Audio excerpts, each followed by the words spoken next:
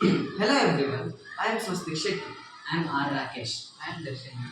And we built a fire alarm.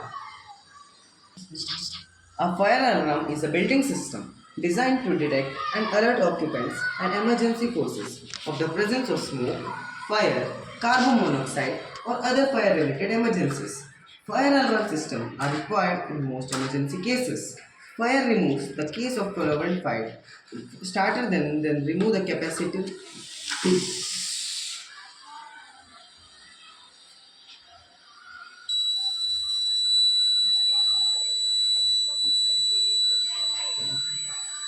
The fire alarm is working. When the ignition of flames start sense the detector, then the fire alarm starts to work. When the ignition is stopped, the fire alarm also stops.